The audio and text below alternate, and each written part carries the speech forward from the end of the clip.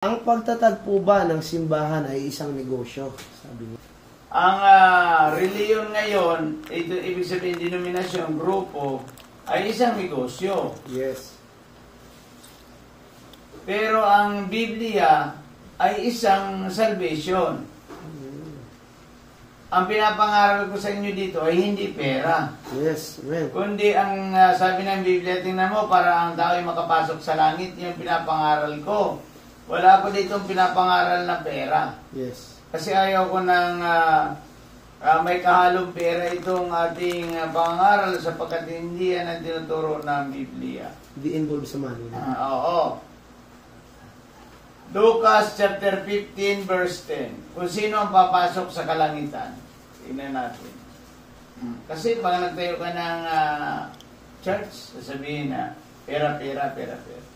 Sige. Lucas chapter 15 verse 10. Sinasabi ko sa inyo, gayon din ang kagalakan ng mga anghel ng Diyos dahil sa isang makasalanan, tumatalikod sa kasalanan. Iyon.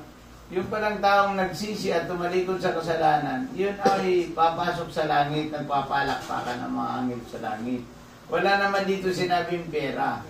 Ngayon, ang tanong dyan, bakit nag-o-offering ang mga born-again Christian o nag-o-offering tayo?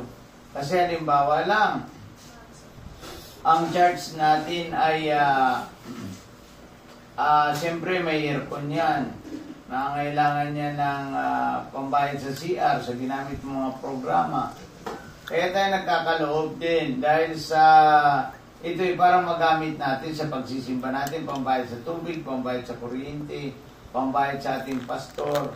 Para ang pastor din ay hindi naman magmukhang gusgusin na wala naman siya makain dahil sa hindi natin nagbibigay tayo.